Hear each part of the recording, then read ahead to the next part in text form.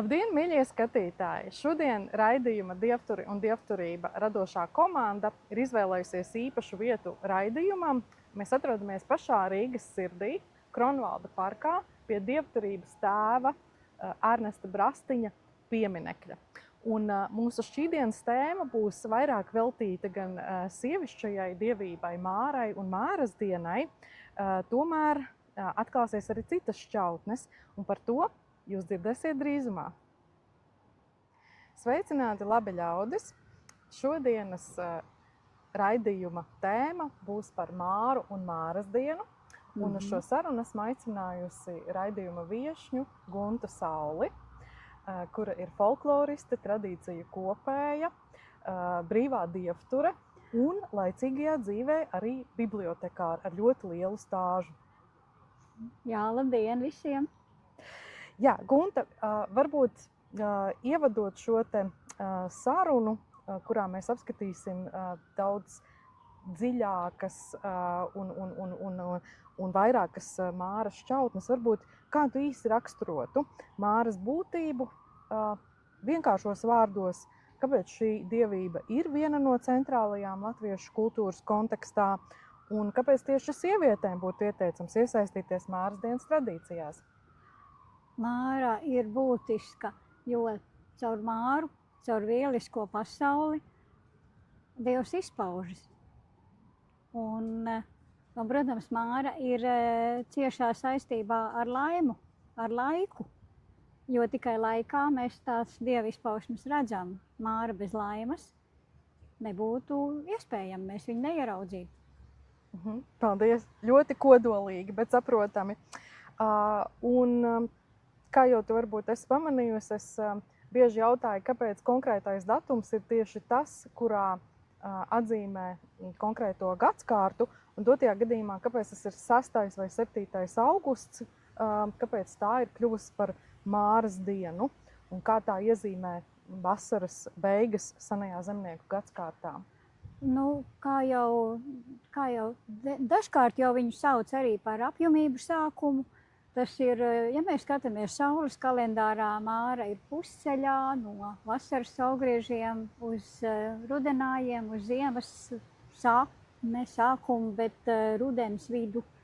Un tajā laikā viņu arī iezīmē. Un arī dabā, ja mēs skatāmies, tad tas ir tāds īstenākais ražas laika sākums. Pirmās ražas, jeb vasaras, vēl viņu reizēm ikdienā mēdz saukt par pirmās vasaras ražas laiku. Tad, kad mums nebija sasteidzināti nekādi augi, un viņi zemnieku saimniecībā auga dabiski, tieši šajā laikā sākā, kā es bērnībā vēl atceros, mans tētis to tika paudis, un kā mēs arī darījām, nomēģināja pirmos kartupelīšus, nomēģināja kaut ko vēl. Tajā brīdī tu jau varēji pamanīt, kas tajā tavā dārzā ir, kāda tā raža varētu būt. Faktiski nevis tā kā jūnijā, tagad mēs Latvijā lielveikalos sastopam kartupeļus, bet patiesais laiks bija tiešām augusta sākums, jā? Īstenībā ne jau tikai lielveikalos, mēs jau esam arī to savu ikdienas lauku kopību vai savu dārzu kopību bieži vien sasteidzinājuši. Es pieļauju, ka arī laikapstākļi ir mainījušies un kaut kas ir bijis savādāk, un tas ir iespaidojis to, bet tā dabiski ir tā, ja, ka tas ražas laiks sākās tad, šajā laikā. Un kā mēs varam interpretēt teicienu, ka Jāņu diena ir zāļu diena, bet Māras diena ir maizes diena? Dēļ tās pašas auglības, dēļ tā paša, ko mēs varam redzēt mūsu druvās. Viņas paliek dzeltenas, graudiņi nobriest, var sākt jau cept maizi. Un Mārā jau maizes cepšana ir viens no galvenajiem rituālu sastāvdaļām vai ritualizētām darbībām. Un kādas ir Māras 4 galvenās iezīmes saistībā ar maizi, lopiem, tirgu, precību dienu, un kā tās visas varēja sadzīvot vienā dienā?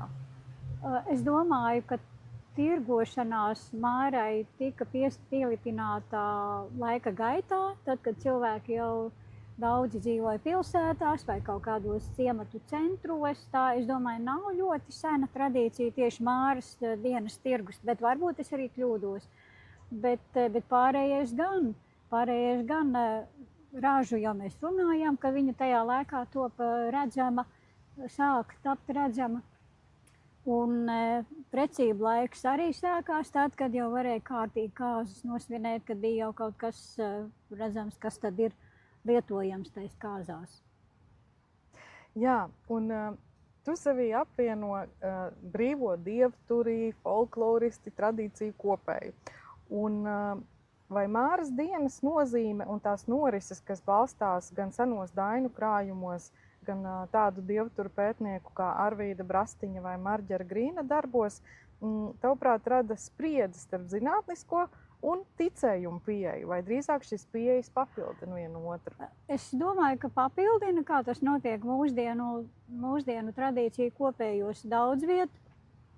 Un tās ir tās gan tradīcijas, kuras ir atstātas senatnē, gan varbūt tradīcijas, kuras mēs atceramies apzināti vai neapzināti no saviem senčiem, ko mēs esam darījuši vai ko mēs esam dzirdējuši, ka tas ir darīts šajā laikā un vispār tradīcijā.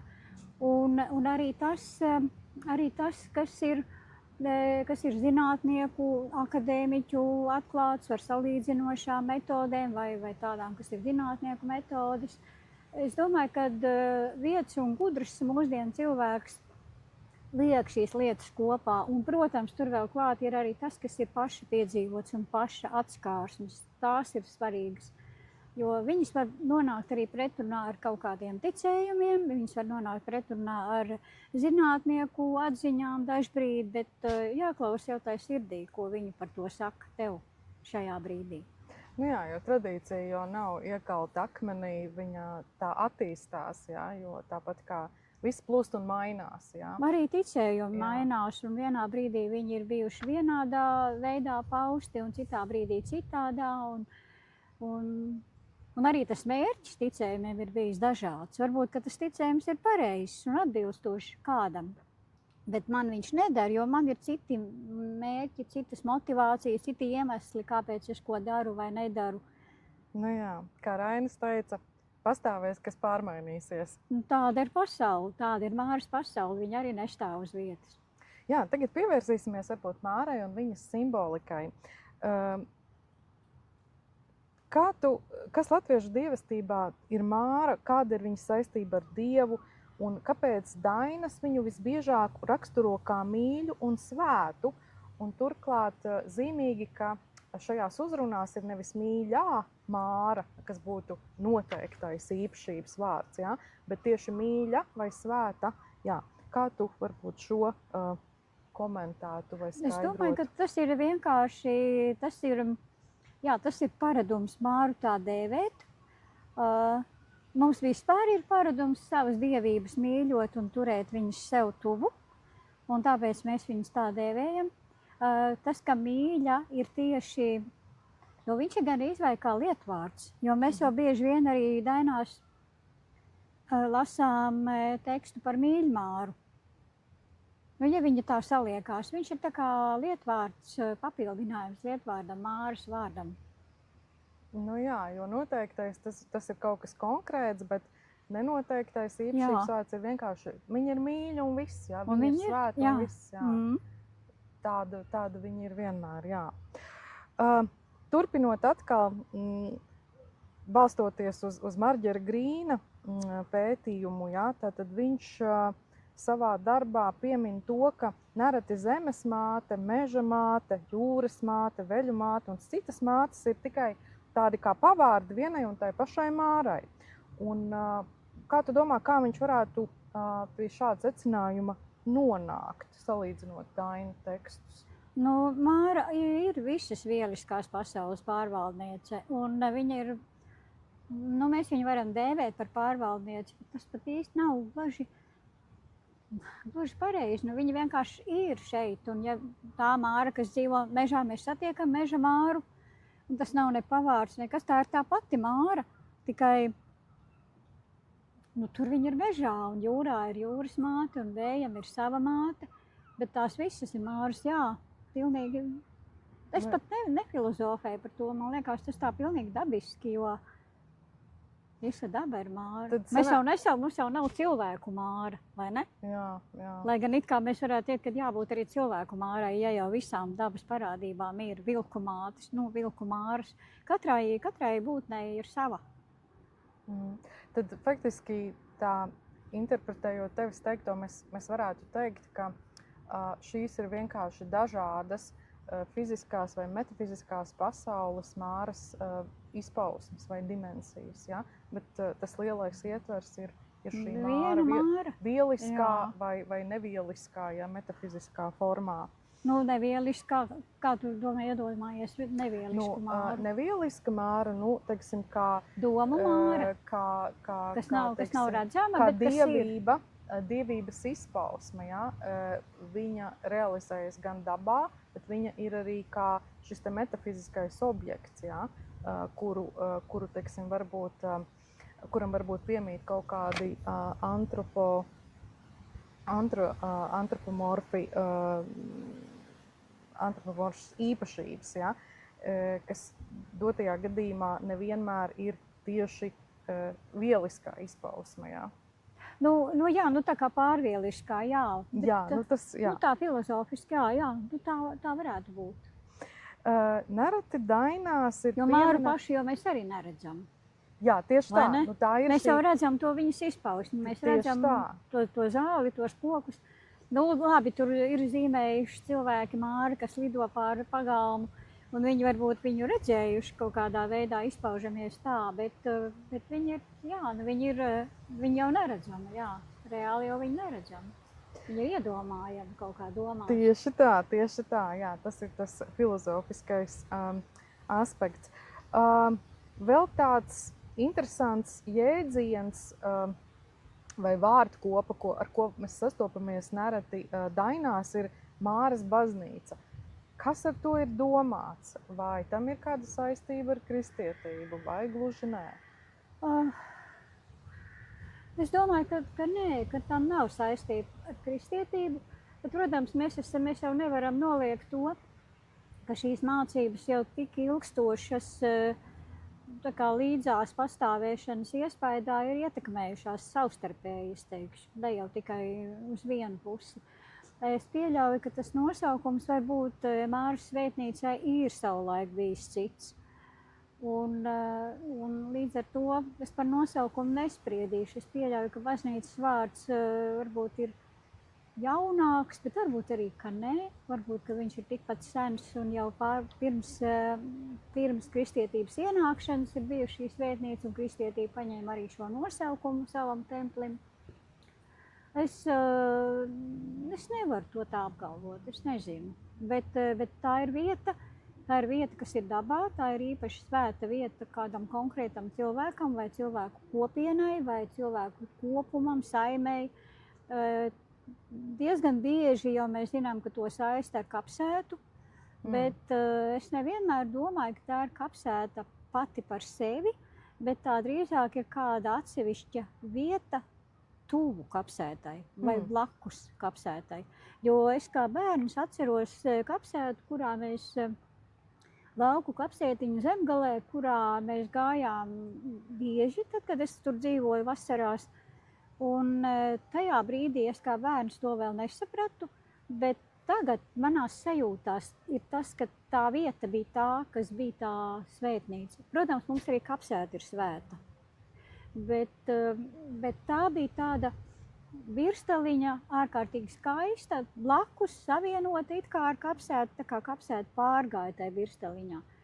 Un tā ir tāda mana sajūta, bet es domāju, ka mēs jau zinām, ka senči mums ir ļoti svarīgi, un savienošanās ar viņiem mums ir svarīga. Saiti mēs jūtam, jo vairāk mēs dzīvojam šeit uz zemes, un jo vairāk mūsu vidū ir tādi cilvēki, kas ir aizgājuši. Mūsu vecāki, vecvecāki, tuvi radi, jo vairāk mēs jūtam to nosacītu mirušo, jeb aizgājušo cilvēku klātbūtni. Tas nāk ar laiku. Es pilnīgi apzinos to, ka tas nāk ar laiku, un jo vairāk ir tādi Un tad tā kapsēta ir tā vieta, kur varbūt ar to ir vieglāk savienoties, kur tās pārējās domas aizslīd vai tam līdzīgi, un tad vieglāk ir dabūt to senču padomu. Jā, zīmīgi, ka tev ir šādas atmiņas, jā, tieši saistībā ar kapsētu un māru. Un vienlaikus, kā tu varētu komentēt to, ka māras ziņā ir arī auglības noslēpums, un ka viņa ir cilvēku un dzīvnieku auguma devēja un uzturētāja, ja? Kā vieliskās pasaules pārvaldniece, viņa tāda ir, un es teikšu vēl vairāk, arī noārdītāja ir māra, arī pārradītāja. Arī viņa piedalās visos procesos, kas notiek dabā, gan cilvēkā, gan jebkurš, kas ir dabā savu reizi piedzimis ar māras gudrību, ar māras vēlību. Viņš dzīvo, viņš tiek te uzturēts, un viņš arī ar māras vēlību tiek pārradīts. Viņš aiziet citos līmeņos, viņš noārdās, viņš nobrūk, viņš izplūst, viņš pāriet atkal citā un atkal dzimst no jauna. Un te ir arī tā laima klāt. Daži saka, ka laima ir tā, kas to pavadienu nogriež, bet viņa ir tikai kā laiks. Aha, tā tu interpretēji. Es redzu, kā jā, jo tāpēc, kad māra pati par sevi, viņa nevarētu izpausties, viņa nevarētu notikt, ja nebūtu laika. Mēs tikai caur laiku to varam redzēt, un tikai caur laimu. Un tikai caur laimu, kā laika dievi, bieži vien laimu sasaista, vai arī mākslinieki viņu zīmē kā sauli. Un saule jau ir tā, kas nosaka mūsu laiku. Interesanti. Tāpēc saules mēs rēķinām savus kalendārus, pēc saules mēs rēķinām savu dzīvi, ar saules gaitu mēs salāgojam savu, ne jau tikai savu ikdienu, bet arī savu cilvēka dzīvi. Tā. Nu jā, un pat kā pieminot šo te auglības pārvaldību, vai tas ir tas iemesls, kāpēc tieši sievietēm un jaunām meitām māra dainās tiek piesaukta visbiežāk, un kāpēc viņas palīdzība tiek gaidīta tieši tautās ejot, radībās un bērnu audzināšanā?